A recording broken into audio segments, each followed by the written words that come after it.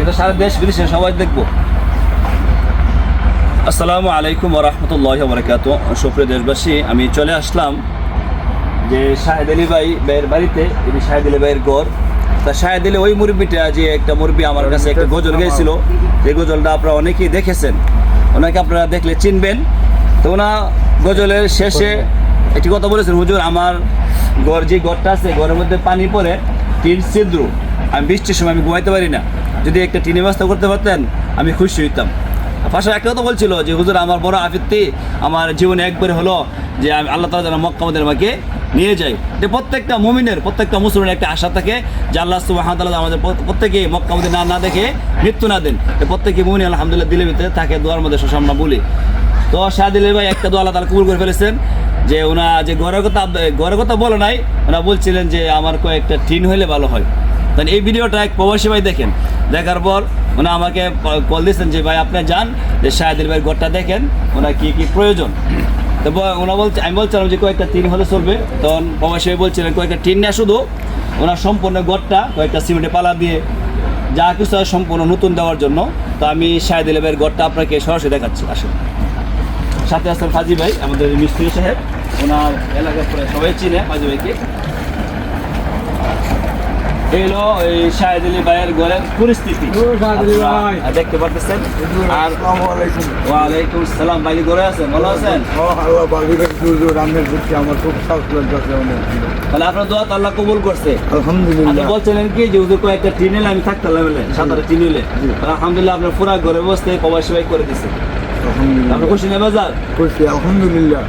আমি কিন্তু ওই ব্যক্তির মায়া করি যে 5 ওয়াক্ত নামাজ পড়ে, 5 ওয়াক্ত নামাজ পড়বেন, এমনকি আগের যা বাজে নিশা আছে সব ছেড়ে দিবেন, সব ছেড়ে দিচ্ছি। ঠিক আছে? করার জন্য না, আমরা সবাই মরতে হইব, আমরা সবাই মহৎশীল, আমরা সবাই মরতে হইব, আমরা মুসলমান, আল মুসলিম আকল মুসলিম, এক মুসলিম আকল ভাই, ঠিক আছে? আপনি বিপদে আমি আগাইতাম, আমার বিপদে আপনি আগে যেতেন। তো ঘরটা একটু দেখান ভিতরে যে পরিস্থিতি। এই যে ঘরের এই দরজা, আর ঘরের সামনে কিন্তু আমরা দেখতে পারতেছেন এটা কিন্তু নদী, এই সুরমা নদী। এনার ঘরের বেশি অংশ বাহি নাই, চলে আসছে বাঙ্গুনি নদীর পাড়ে। ঘর তো কোনো বিশ্বাস নাই, বুঝলেন? এই ঘরটা ওনার। এই যে দেখেন অবস্থা, বার্মিজ দিয়ে, এরপরে কাগজ দিয়ে, বস্তা দিয়ে ওনা খুব কষ্ট করে। ওনার এক ছেলে, তো ওনার ছেলের সাথে নাই, ওনার ছেলে যে পৃথক থাকে, ছেলে গরিব।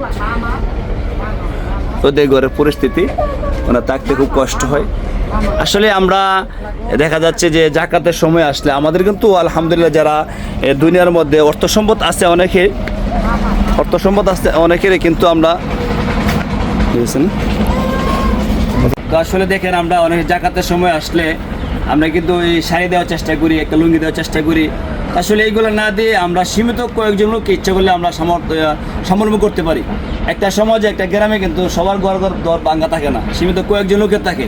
তো আমরা যদি 1000 লোককে না দিয়ে সীমিত 10 জন 20 জনের একটা 20টা ঘর বানিয়ে দিই, তো তার সারা জীবনে একটা থাকার একটা ব্যবস্থা হয়ে গেল।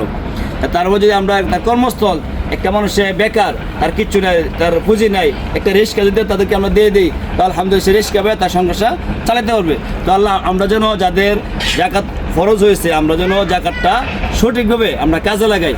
আর এইভাবে যারা গরিব দুঃখী মানুষ আছে তাদের পাশে আমরা যেন আল্লাহ তাআলা আমাদেরকে দাঁড়াতে বিধান করুক। বিশেষ করে ওই ভাই যেন দোয়া করবেন যে ভাই অতটুকু উপকার করলো, বলে নাম বলে নাই। তো আমরা সম্পূর্ণ ঘর হওয়ার পর আমরা এখন বাজারে যাব, ওনার ঘরে যে যা সম্পূর্ণ সিমেন্টের পালা থেকে নিয়ে যা কিছু লাগে সব করে নিয়ে আসবো ইনশাল্লাহ। পরবর্তী ভিডিওতে আমরা দেখতে পারবেন। আসসালামু আলাইকুম ওয়া রাহমাতুল্লাহি ওয়া বারাকাতুহু।